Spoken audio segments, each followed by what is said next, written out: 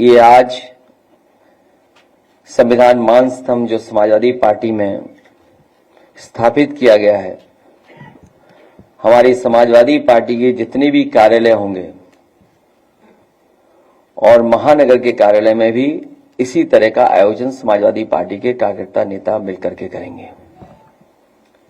और हमें उम्मीद है कि जिन बातों को लेकर के पीडीए और समाजवादी पार्टी का रास्ता है, उसी रास्ते पर चल करके समाजवादी पार्टी से और लोगों को जोड़ने का काम लगातार चलता रहेगा।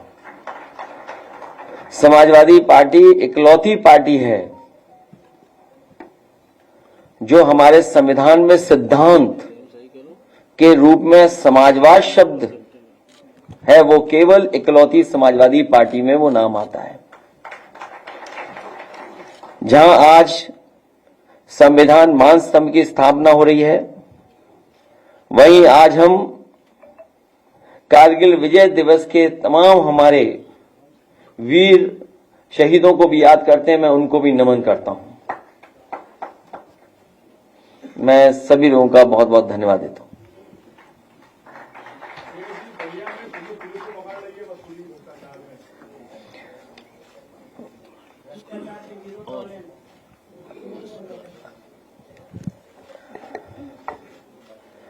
आपको याद होगा, जब कभी हम लोग विपक्ष में रह करके और खासकर विधानसभा में सवाल उठाते थे,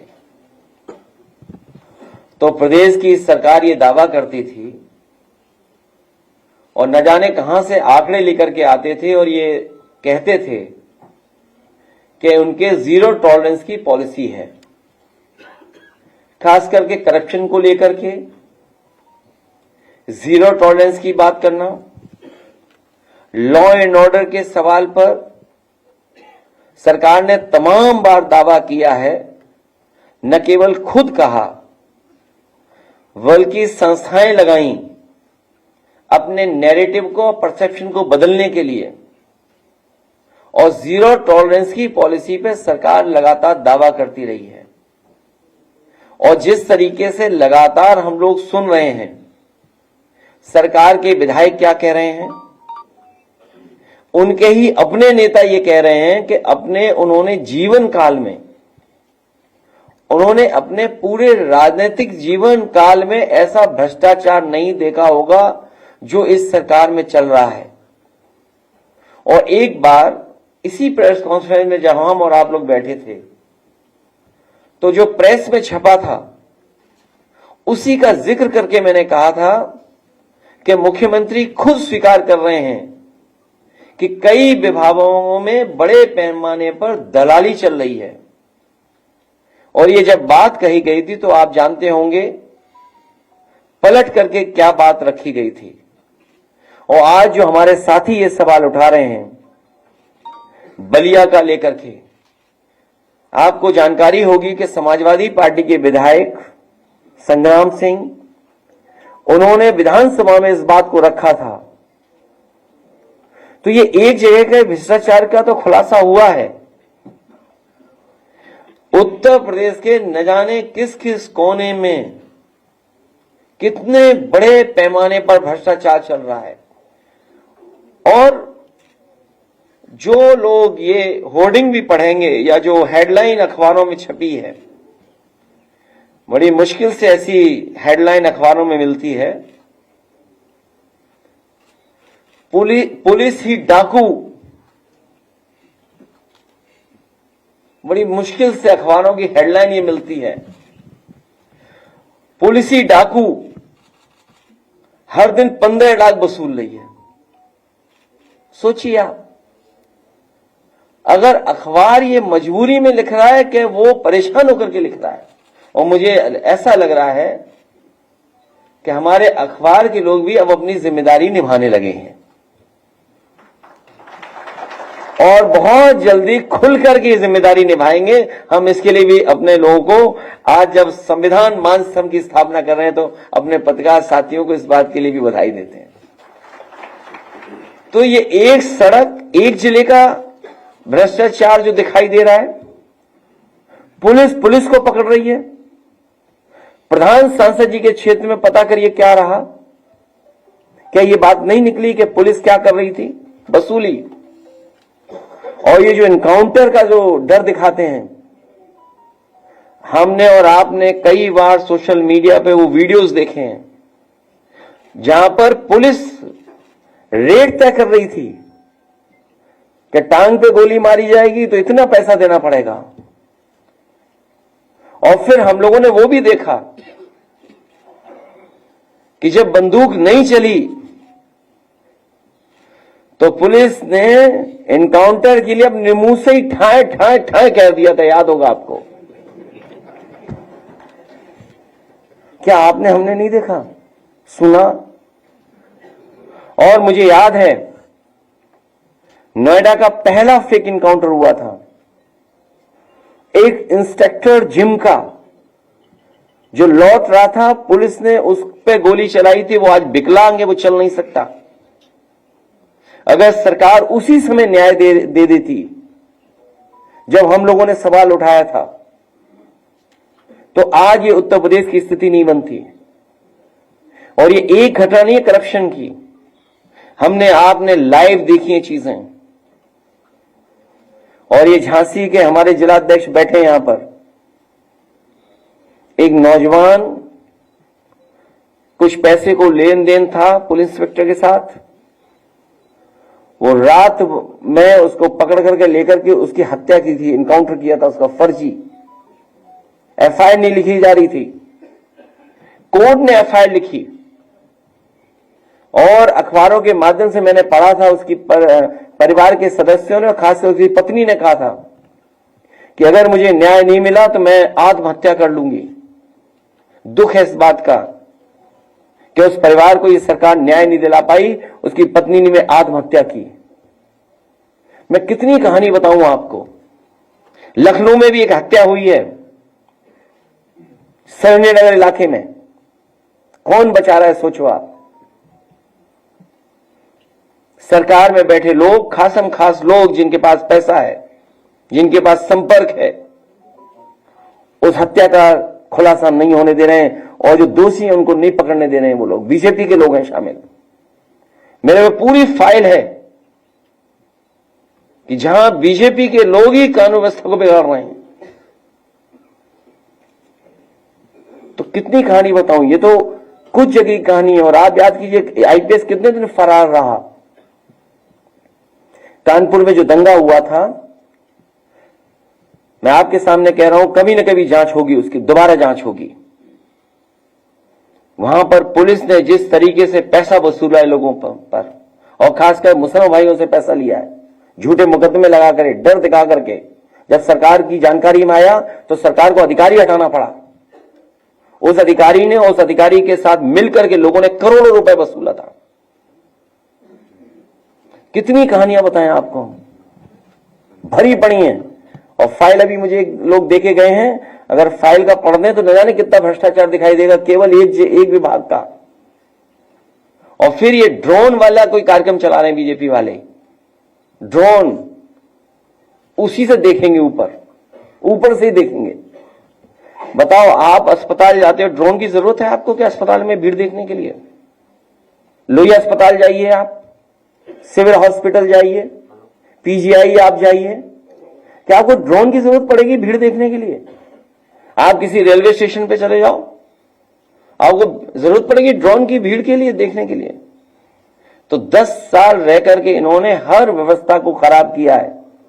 हर व्यवस्था, हर विभाग बर्बाद कर दिया। ये दावा करते थे कि मेडिकल कॉलेज बना रहे हैं, भले 13 मेडिकल कॉलेज नहीं बन पाए, जिनको एनएमसी ने मान्यता नहीं दी। कहीं मान्यता मिली है 13 मेडिकल कॉलेजों को? और जो मेडिकल कॉलेज हैं उनकी स्थिति क्या है? कहीं इलाज नहीं मिल रहा गरीब को। एक जिला अस्पताल नहीं बनाया जहां पर दवाई, इलाज, इंतजाम पूरा मिल जाए गरीब को। तो स्वास्थ्य विभाग वो दिखाई दे रहा है, और कितना भ्रष्टाचार होगा उसमें पता ही नहीं। ये तो कुछ खुल रहे हैं, और ये खुल इसलिए रहे हैं कि कुछ लोग मोहरा बन गए हैं। वो मोहरा हैं, दिल्ली के वाईफाई के वो पासवर्ड हैं।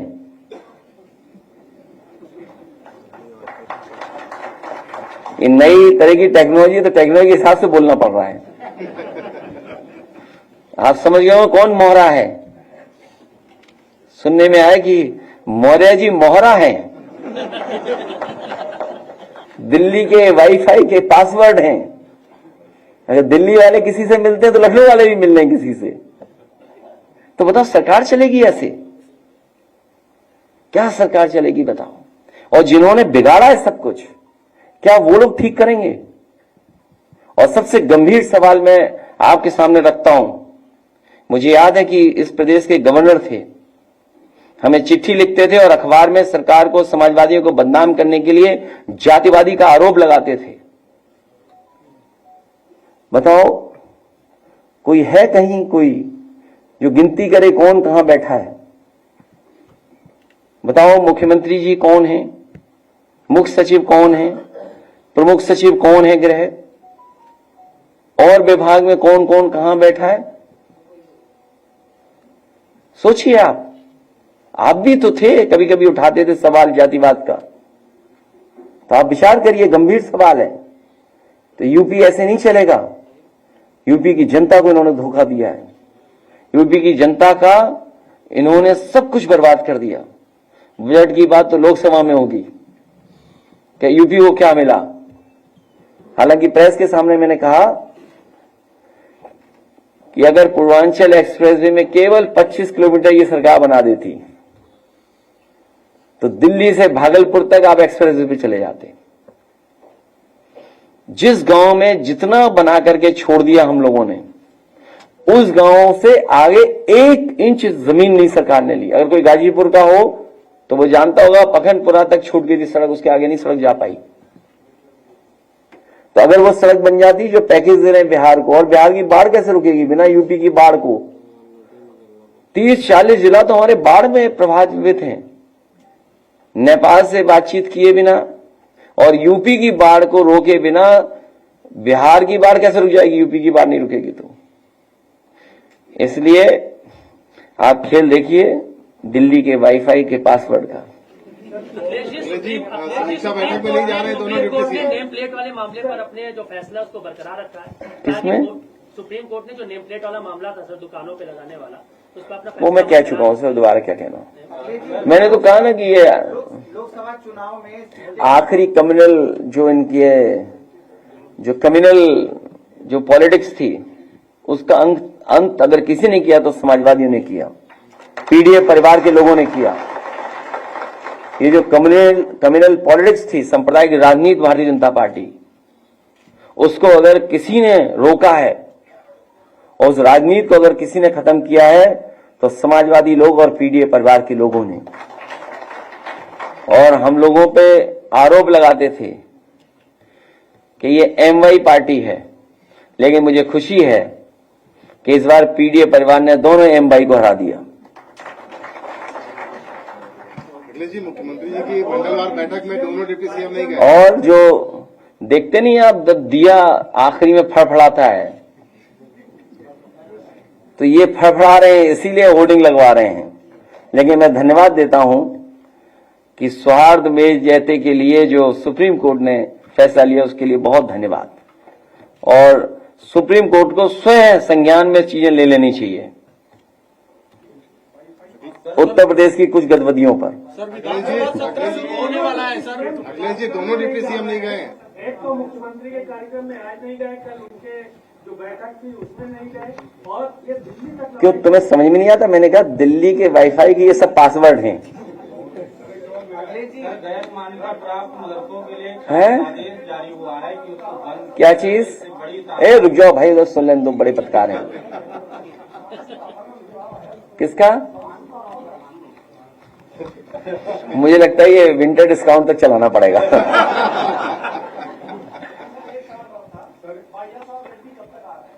कहां? छोड़िए इन बातों, क्या रखा है। देखिए, समाजवादियों का सिद्धांत हमेशा रहा है कि जहां अन्याय होगा उसके साथ खड़े होंगे। अगर उन्होंने ये बुलाया और कहा कि बड़े पैमाने पे उनके कार्यकर्ताओं की जान ली गई है और यूपी की तरह बुलडोजर वहां चल रहा है, तो इस बुलडोजर संस्कृति के खिलाफ हैं। जो कोर्ट है, हमारी संस्थाएं हैं, उन पे हमें अंततः तो भरोसा करना ही पड़ेगा। तो इस तरह की जो राजनीति है बदले की, तो इसका अंत नहीं है। मान लीजिए यहां बुलडोजर चलाए, यहां फेक इनकाउंटर्स हुए, आपने देखा लाइव हत्या हुई, सोचिए आप, लाइव क्या मर्डर हुआ, तो क्या अंत है इसका? इसीलिए मैंने आपसे कहा कि मैंने उदाहरण दिया कि अगर पहला जो फेक इनकाउंटर हुआ था, अगर सरकार उसी समय कार्रवाई करती, वो आज भी जिम इंस्पेक्टर विकलांग है, सरकार ने कोई मदद नहीं की उसकी, तो आज ये स्थितियां नहीं बनती उत्तर प्रदेश में कि पुलिस को पकड़ रही है, पुलिस को लूट रही है, सोचिए आप।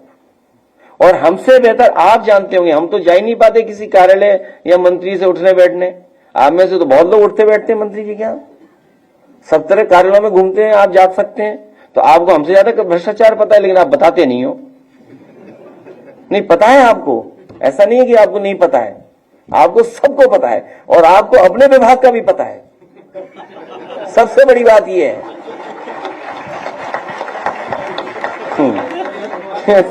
अगर ये बात गलत हो तो बताओ मुझे। नहीं, आप ही लोग कोई बता रहा था ना, इसलिए मैं बता। क्या हो गया संतोष जी? किसको? योजना को लेकर के कहा कि हमको सेना को नौजवान बना रहे, संपन्न कर रहे हैं, लेकिन जो लोगों ने घोटाला किया वही इस पर सवाल करेगा। नहीं, अग्निवीर व्यवस्था को समाजवादी पार्टी कभी स्वीकार नहीं कर सकती है। और मैंने सदन में भी कहा कि मैं खुद मिलिट्री स्कूल में पढ़ा हुआ हूं, मेरे साथ के ऑफिसर्स हैं, और जब कभी मैं नौजवानों से मिलता हूं, खासकर जो तैयारी कर रहे हैं नौजवान, उनसे मैं मिलता हूं, और आम लोगों में ये बात है कि ये अग्निवीर व्यवस्था खराब है, हमारे देश की सुरक्षा से समझौता है, और बजट की वजह से ये समझौता नहीं हो सकता। जब आप $5 ट्रिलियन इकोनॉमी की बात कर रहे हैं, 5th लार्जेस्ट इकोनॉमी की बात कर रहे हैं, 3rd लार्जेस्ट इकोनॉमी बनना चाहते हैं, तो बताओ आप पक्की नौकरी नहीं दे सकते नौजवानों को? तो ये आंकड़े किस बात के हैं? झूठे आंकड़े हैं। इसका मतलब अगर 5th लार्जेस्ट इकोनॉमी आप बन रहे हैं दुनिया के, और तीसरे बन जाएंगे आप, तो आप फौज को पक्की नौकरी नहीं दे सकते फौज के अंदर।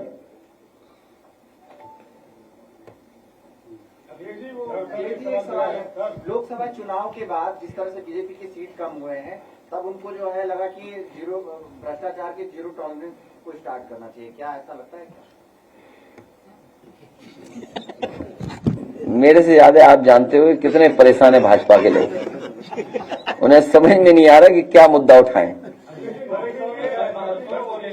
शासन आदेश जारी हुआ है कि गैर मान्यता प्राप्त मदरसों को बंद किया जाएगा, इससे लाखों बच्चे प्रभावित हो रहे हैं। गांव में जो मकतब था वो बंद किया जा रहा है, और मदरसों से हिंदू बच्चों को निकालने का भी शासन आदेश जारी हुआ है।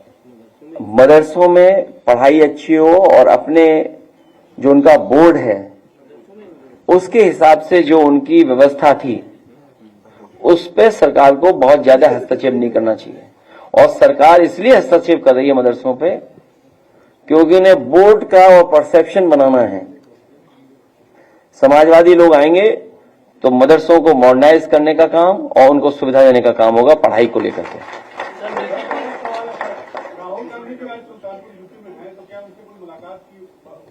चले हम और आप दोनों लोग, मतलब कोई सवाल है बताओ, हद कर दिया आपने, इतने सीनियर जर्नलिस्ट हो आप, हम दोनों बगल में बैठते हैं, उसमें क्या पूछना? देखते नहीं टीवी क्या? ये ऐसे पत्रकार हैं अपनी ही न्यूज नहीं देखते ये कमाल है भाई, टीवी भी नहीं देखते तुम। सपा के जो बागी है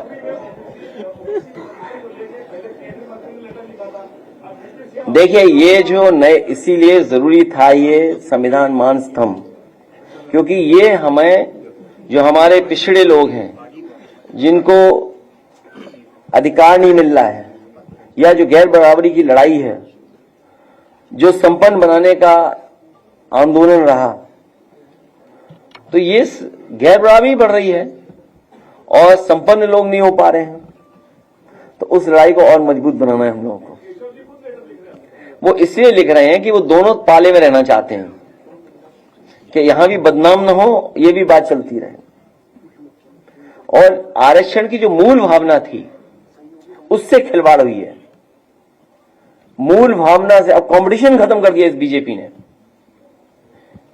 ने कंपटीशन खत्म कर दिया, सबको अपनी जगह बांध दिया। इसीलिए जाति जनगणना हो और आबादी के हिसाब से नौकरी मिले, उसके लिए समाजवादी लोग काम करते रहेंगे और लड़ते रहेंगे। ये कोई छोटी लड़ाई नहीं है, बहुत लंबी लड़ाई है। क्योंकि मूल भावना से खिलवाड़ इसलिए हो रही है कि जो पिछड़े, दलित, वंचित, शोषित और जिसके लिए हमारे तमाम लोगों ने संघर्ष किया, बाबा साहब भीमराव अंबेडकर जी ने संविधान में व्यवस्था बनाई, ज्योतिबा फूले और साहूजी महाराज के बारे में आज जब हम लोग कह रहे हैं, बात याद कर रहे हैं, 26 जुलाई कब आरक्षण की व्यवस्था लागू हो रही थी, सोचिए उस समय से लड़ाई चल रही है। तो ये जो हमारी मूल भावना से खिलवाड़ करने का काम बीजेपी के लोग कर रहे हैं, कभी भी बीजेपी पिछड़े, दलित, पीड़ित परिवार को हक सम्मान नहीं दे सकती। अखिलेश जी, मिल्कीपुर जीतने के लिए बीजेपी फोकस है, 4 मंत्रियों को लगाया गया, जिम्मेदारी दी गई है। जनता मिल्कीपुर से ने बहुत अच्छी तरह हराएगी। जो बागी विधायक थे, जो कार्रवाई की जाए, क्या की जाए? हम तो चाहते हैं कि जो बॉडी है, जो हमारी संस्था है, न्याय देगी हमें, विधानसभा से हमें न्याय मिलेगा। जो हमारी विधानसभा है वो न्याय देगी कि ऐसे लोग जिन्होंने समाजवादियों को धोखा दिया उनकी संस्था खत्म करे, उसके लिए बाकायदा लिख करके देंगे। अब ये नहीं बताया जाएगा कानून ये नहीं, कानून ये नहीं। आपने सबने देखा बीजेपी की मदद की उन्होंने नहीं की? बताओ आप लोग, बताइए, कैमरे पे हैं सब हमारे खिलाफ बोलते थे, हैं? नहीं, वो सब खिलाफ है, बीजेपी में चलेंगे वो सब, हैं? किसको?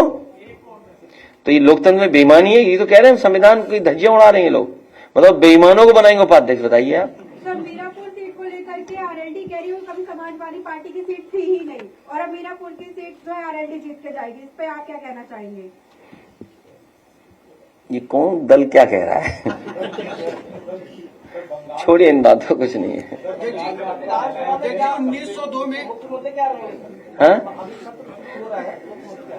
मुख्य मुद्दे वही हैं जो लोकसभा में आपको दिखाई दे रहे हैं। अध्यक्ष जी, इसलिए एक बार फिर पिछड़ों को 1902 में 50% आरक्षण मिला था। अभी कब तक पिछड़ों को उनका पूरा हिस्सा मिलेगा आजादी के बाद? मैंने अपने पत्रकार साथियों से भी कहा कि जो आरक्षण की मूल भावना थी उससे खिलवाड़ भारतीय जनता पार्टी कर रही है, और वो लगातार इस प्रयास में रहती है कि आरक्षण न देना पड़े उन्हें। और अभी सुनने में आ रहा है कि कुछ जगह जिस तरीके से पहले चुनाव में इन्होंने किया कि कौन अधिकारी कहां पोस्ट होगा, कौन कहां रहेगा, पुलिस का कर्मचारी कौन रहेगा, पुलिस का सिपाही कौन रहेगा, वो तैयारी कर रहे हैं। और ये तभी संभव हो रहा है क्योंकि उन्होंने आरक्षण के साथ खिलवाड़ की है।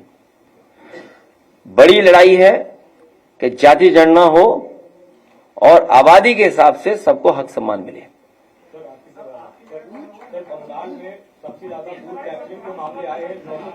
क्यों यूपी का नहीं दिखाई दिया तुम्हें? यहाँ बोर्ड नहीं डालने दिया तुम्हें? यूपी नहीं दिखाई दे रहा, दूसरा बंगाल दिखाई दे रहा है। जा रहे हो क्या बंगाल? वहां बताओ, यूपी में खुलेआम लूट हुई, और मैं तुम्हें ऑन कह रहा हूं, ऑनलाइन, मतलब यहाँ सबके सामने लाइव कह रहा हूं, अधिकारियों ने भी बहुत भेदभाव किया है। समाजवादी लोग कभी नहीं भूल सकते ऐसे अधिकारियों को। और ये जो नाम पीछे से आ रहा है फरक्काबाद वाला, ये सही नाम आ रहा है पीछे से, वो बात मैं नहीं कह सकता हूं क्योंकि कल को हमें सबूत देना पड़ेगा, लेकिन आप चुपचाप इनसे पूछना कि अधिकारियों ने क्या किया।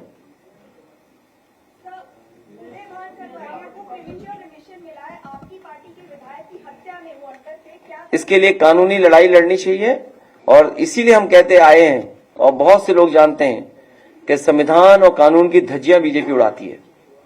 इसमें जो भी कानूनी पक्ष होगा उनके परिवार के लोग उस पर विचार करेंगे। कोई सुझाव राय हो तो चुपचाप भेज दो।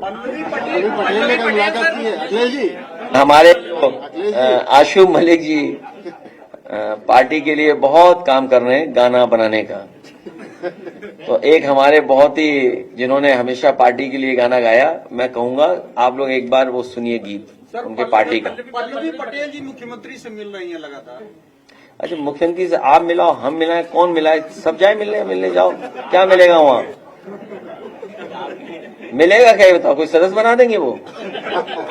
हैं? बस ये सदस्यता बचा लो हमारी।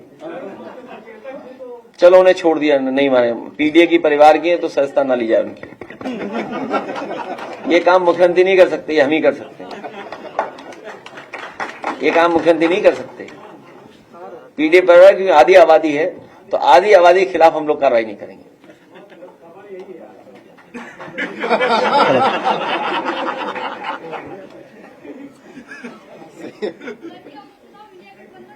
ठीक है कि नहीं? देखो हमारे पत्रकार शादी भी करें, ठीक है। वो कुछ और है, मैंने कहा ना कि मोरे एंड मोहरा, बस वही खेल है ये सब।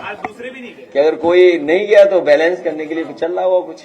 अब हमें तो पता नहीं, कुछ झगड़ा चल रहा होगा अंदर। नहीं, मुझे नहीं पता, वाकई में नहीं गए मीटिंग है। आज दूसरे वाले भी डिप्टी नहीं गए मीटिंग। देखिए, दुख इस बात का है कि यूपी कितना प्रोग्रेसिव स्टेट बन जाता। दोनों दिल्ली लखनऊ एक करके काम करते तो सोचो कहाँ यूपी पहुंच जाता। बताइए 15 कितना पैकेज मिला है आंध्र प्रदेश को? 15,000 करोड़ का। और आपके बुंदेलखंड का जाने 15 करोड़ से ज्यादा खराब कर दिया पैसा सरकार ने। सोचिए स्टेट कितना बड़ा है। 20-25 हजार करोड़ की तो सड़क ऐसी बना देता है स्टेट अपने बजट से। मुख्यमंत्री अपनी सड़क नहीं बना पाए, बताइए आप। ये जो गोरखपुर लिंक है, कभी आप पूछिए ना पत्रकार साथी, क्यों नहीं जाते आप पूछने कि गोरखपुर लिंक कम बनना था 2021 में, आज क्या है और कितने किलोमीटर का है? 90 किलोमीटर का है। कितने हजार करोड़ का बन रहा है? लगभग 6,000 करोड़ का। यही तैयारी है जो बताइए अभी कि 90 किलोमीटर सड़क 6,000 करोड़ में। कोई गणित का स्टूडेंट हो तो बताना कितने पर किलोमीटर की पड़ी सड़क बताओ। अगर मान लीजिए 90 किलोमीटर की सड़क 6,000 करोड़ में बन रही है तो पर किलोमीटर कितना हुआ है? नहीं 6.5 66 पॉइंट्स, मतलब जो भी वो 66 करोड़ की बने पर किलोमीटर। तो बताओ ये गोरखधंधा है कि नहीं है? यही बताना है जनता को। और क्या? महंगाई देखिए कहां पहुंच गई महंगाई। बेरोजगारी देखो आप, हर आदमी बेरोजगार है।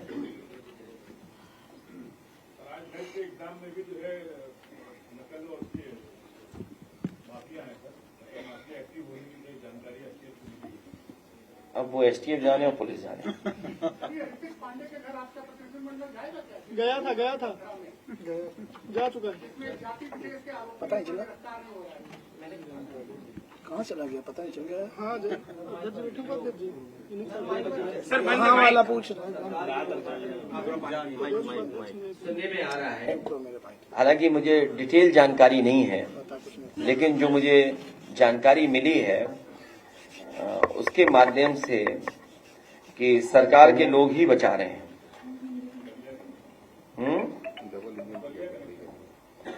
नहीं, बलिया नहीं है, लखनऊ सरोजनगर कनेक्शन है। नहीं वो पता है आपको भी। चल मेरा माइक नीचे। एक मिनट। आदित्य भाई में किसी भी अपराधी को कोई भी कार्रवाई नहीं होना, ठीक बात है। यही कनेक्शन यही कहीं होगा लखनऊ में, दूर नहीं है कनेक्शन। चलाइए इसको, चलाइए। कभी नहीं चलेगा, वो चाबी खो गई होगी उसकी। हेलो। जब बीजेपी के लोग अन्याय करते हैं तो चाबी खो जाती है। सर, फूल मंडी पर कल जिस तरीके से बुलडोजर चला उस पर क्या करेंगे आप? हालांकि मैंने खबर ये पढ़ी थी कि लीज पे दी गई थी दुकानें। उप मुख्यमंत्री अगर लीज पे दी गई तो ये आपसी उनका अपना है, और एक ने प्रशासन पे दबाव बना लिया होगा, प्रशासन के साथ खड़ा हो गया तो मंडी चली गई। जो अब्बानगर पे जो बुलडोजर पूरा चला है तो उसके बाद वहाँ पे उन्होंने दूसरे लोग मना कर दिया, ट्वीट भी डिलीट हो गया। देखिए पॉलिटिकल है सब, उसमें पॉलिटिकल है। और अभी सुनने में ये आ रहा है कि जो जिस स्थान से कुकरेल नदी निकली है, कहाँ से निकली? हाँ, अस्ती गांव से, तो वहां तक बुलडोजर चलने जा रहा है। बताइए आप, जो रिवर फ्रंट बना खड़ा है उसको नहीं ठीक कर रहे, एक नाले को रिवर फ्रंट बना रहे हैं। आप खुद मतलब पढ़े लिखे आदमी, आप ये पूछिए उनसे क्या ये नाले को क्यों बना रहे रिवर फ्रंट, और उसमें जो गंदा पानी आ रहा है वो कैसे रोकोगे आप? कहाँ पे? तो योगी जी का ये पुराना योजना है। तो तुम्हारे चैनल का नाम क्या है? मिटा के हम एनडीटीवी लिख देते हैं। ये कोई बात है? तो एनडीटीवी में जाओगे क्या तुम? और आप सोचिए उनको। नहीं, वही मैं कह रहा हूं कि ये सरकार जो रिवर फ्रंट बना है, और मैं आज भी कहता हूं, कई बार कहा सदन में, कहा यहां कहता हूं, इंडिया का one of the best river front है ये गोमती रिवर फ्रंट। और इसकी डिजाइन से लेकर के सब कुछ अच्छा है। मैं एक बार खुद देखने गया हूं कई वर्षों बाद, जो वहां फाउंटेन्स लगे उसकी नोजल में आज भी जंग नहीं लगी है, और कई करोड़ रुपए के फाउंटेन्स आज भी वो जो कंटेनर में बंद पड़े हुए हैं। और one of the best green plantation हुई है वहां। तय किया गया किस सीजन में कौन सा फ्लावरिंग होगा, उस हिसाब से उसमें प्लांटेशन हुई। और यही अगर गंगा एक्शन प्लान 1 पढ़ोगे आप लोग, उसमें यही था कि नदी साफ तब होंगी जब नदियों में कोई भी गंदा पानी नहीं आएगा। गंगा एक्शन प्लान 1 जो प्रोजेक्ट चला था राजीव गांधी जी के जमाने से, तो वही और उसी से मिलता जुलता हम लोगों ने डिजाइन कर करके किया कि कोई भी गंदा पानी इसके अंदर नहीं आएगा, चैनलाइज की रिवर। तो ये एक एग्जाम्पल था कि हम अपने शहरों के अंदर नदियां कैसे साफ पानी से बहें। लेकिन उन्हें क्यों पसंद आएगी ये सब चीजें? जब हम इत्र की बात कर रहे थे, तब वो गोबर की बात कर रहे थे। तो उससे उम्मीद क्या करोगे आप? तो इसीलिए नाले को वो रिवर फ्रंट बना रहे हैं। सबसे पहला काम अगर होना था तो गरीबों का घर नहीं उजाड़ना चाहिए था। हालांकि गरीब जानता ही नहीं, उसे साइन करवा लिया, वो सहमति हो गई। गरीब को पता नहीं था, उसे साइन करवा लिया सब सरकार के लोगों ने, और आम सहमति से सब खाली करवा लिया होता है अखबार नगर। और अभी भी उसमें नाला मतलब गंदा पानी कैसे रोका जाए, कोई व्यवस्था ही नहीं है। आप खुद पूछिए, अधिकारियों ने खुद ही आंख में धूल झोंक दी। जब खुद गए मुख्यमंत्री जी तो सुनने में आ रहा है कि किसी नहर का पानी लाके मिला दिया उन्होंने, तो साफ हो गई वो है। और हाँ, मुझे करेक्ट करना, मुझे एक नेक्स्ट स्टेप की बात मुझे करेक्ट करना आप लोग। मैंने अखबार में पढ़ा कि 1 किलोमीटर में 1.5 लाख पेड़ लगाए हैं। कैसे संभव है बताओ आप? झाड़ियां लगा दी होंगी हैं? नहीं, आप खुद सोचिए ना।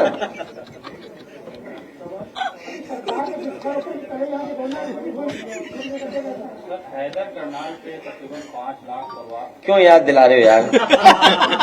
कहीं सरकार को पता लग गया तुम्हारा सुझाव तो बेचारे गरीबों को उजाड़ दिए जाएंगे। क्यों तुम ऐसी बातें करते हो भाई? सुझाव नहीं, नहीं, हैदर कैनाल पे क्यों सरकार को बता रहे हो रिवर फ्रंट बना दो? कितने गरीब चले जाएंगे उसमें। नहीं, ऐसा मत करो। तो क्यों ऐसा तुम याद दिला रहे हो? क्यों तुम दुश्मन हो गया जनता के, गरीब के? क्यों याद दिला रहे हो तुम? अच्छा, कहीं हैदर कैनाल में कुछ नहीं हो रहा, ये बेमतलब याद दिला रहे हैं? वहां भी शुरू कहीं प्रोजेक्ट बन रहा है? क्या चीज?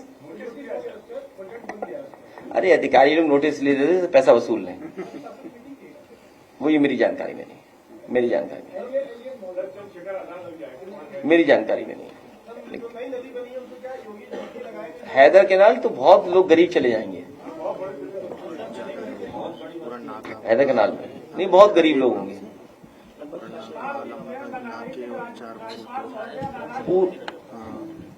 लखनऊ मत देखिए, मैंने आपसे शुरू में कहा पूरे उत्तर प्रदेश की स्वास्थ्य व्यवस्थाएं खराब हो गई।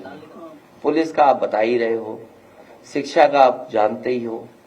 तो सरकार थोड़ी चल रही है, बस हो रहा है काम, चल रहा है अपने आप। इसलिए आप पार्टी का गाना सुनिए।